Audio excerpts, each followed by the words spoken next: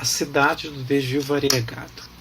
O subúrbio do transporte de massa, Londres, Paris, Berlim, Nova York, 1900-1940.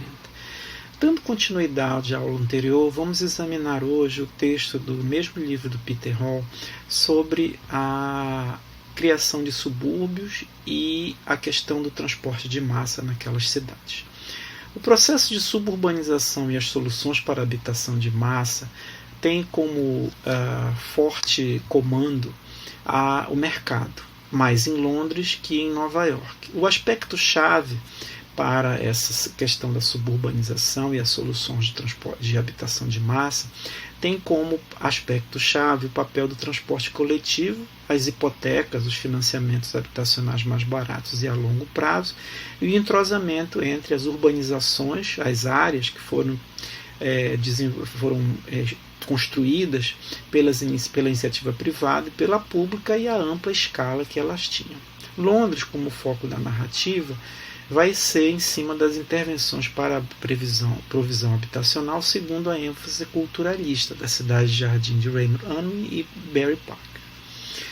É central nesse debate a figura do London County Council, Conselho do Condado de Londres, criado no final do século XIX, e que tem a sua atuação bastante marcada pela pesquisa do levantamento Booth, em que mostra as condições precárias daquela cidade, por meio da identificação das informações.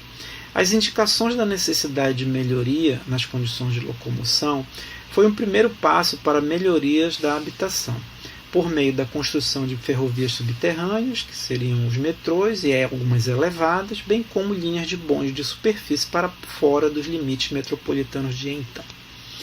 Isso tudo acontece por meio de um debate muito grande sobre a privatização dos serviços defendidas tanto pelo setor privado como pelas forças políticas.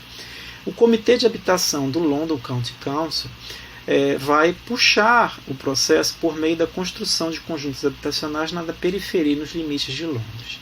Esses conjuntos, essas áreas habitacionais, passam a ter essa configuração como exemplo aqui de Tottenham Tooting, no sul de Londres, de 1899.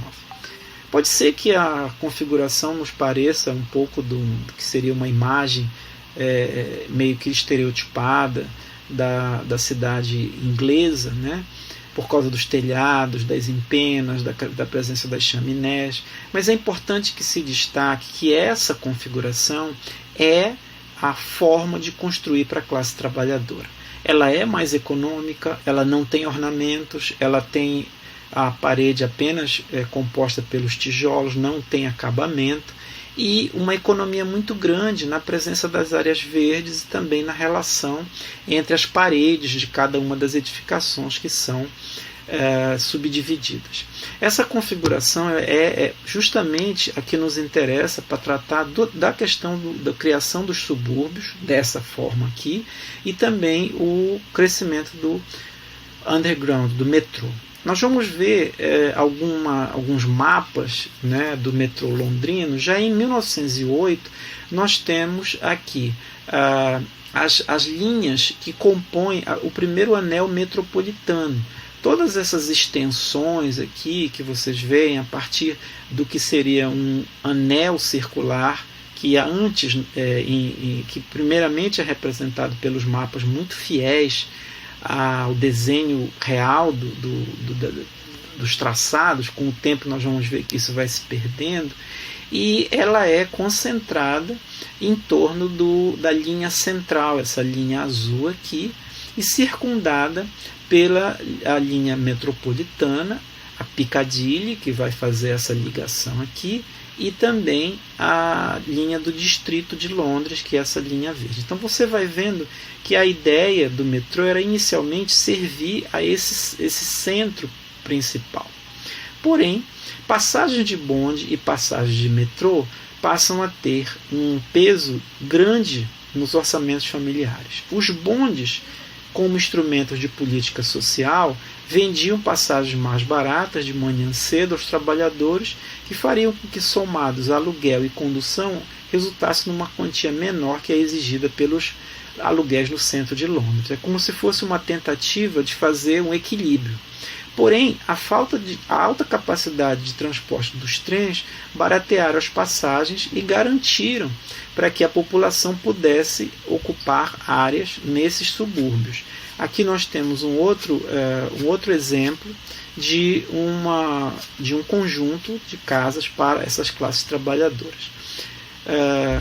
Nas áreas mais centrais havia a possibilidade de construir bairros novos que no início, isso aqui já é uma foto mais recente, passaram a abrigar população que tivesse mais acesso aos serviços que estavam disponíveis nessas áreas.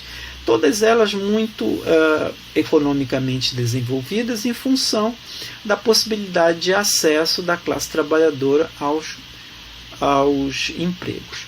O metrô acarreta o estiramento suburbano.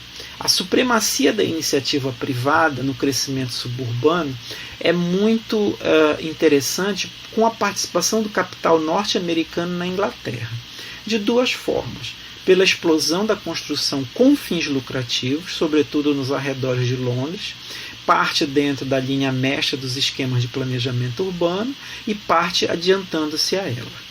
Uma grande expansão de áreas residenciais construídas pelas autoridades locais, sobretudo em torno das grandes cidades, geralmente na forma de cidades satélites, com grande dependência à cidade-mãe por bonde, ônibus ou trem. Aqui em 1926 nós já vemos uma outra configuração do metrô de Londres, em que as linhas que saem daquele anel central já articulam esses subúrbios, quer dizer, havia toda uma correspondência com um custo pesado para as populações, mas que o setor privado buscasse. A construção de subúrbia, justamente após a Segunda Guerra Mundial, tem ênfase numa falta de planejamento mais integrado para as moradias com espaço público, que leva a um problema de monotonia no desenho dos assentamentos e uma variedade de estilo nas edificações, principalmente das fachadas. Aqui numa charge de Osbert Lancaster para ridicularizar a produção arquitetônica dos subúrbios, surgidos após a Segunda Guerra, justamente pela criação de uma condição de vida que era monótona e que havia apenas uma possibilidade por estilos agregados de decoração de um certo gosto duvidoso às edificações construídas. Por outro lado, se nós compararmos o que é o mapa do metrô em 2016, nós vamos ver que o sistema ele já está agregado e totalmente funcionando e tem também a questão se vocês perceberem aqui os números, os vários anéis que vão sendo criados para o aumento das tarifas. Mesmo com o aumento dessas áreas subúrbios, nós temos um alto custo de transporte, o que levou a um esvaziamento da classe trabalhadora de Londres para cidades satélites. Já em Nova York, a ênfase é no zoneamento. Os subúrbios norte-americanos planejados em torno de estações ferroviárias de interligação para o centro são a tônica. Eles estão localizados em pontos mais distantes comparados com a situação londrina e já por volta de 1900 mostra a necessidade de maior incremento nos transportes para o surgimento do metrô. A comissão de superpopulação criada por volta de 1911 em Nova York considera a experiência do zoneamento alemão útil para o controle da ocupação. Por quê? A conjugação do uso do solo com a altura dos edifícios leva ao avanço do planejamento norte-americano, com o favorecimento dos negócios, pois institucionaliza o potencial construtivo em locais visados pelos empresários, quer dizer, garante que seja possível construir em altura em algumas áreas por meio da separação que o zoneamento causa. Essas considerações levam a nós pensarmos na relação entre transporte e habitação, que ainda se constitui um binômio fundamental para o planejamento urbano atual. Apesar de várias propostas formais serem feitas ao longo do século XX, permanecem os mesmos desafios para o atendimento das demandas de habitação nas áreas de expansão urbana.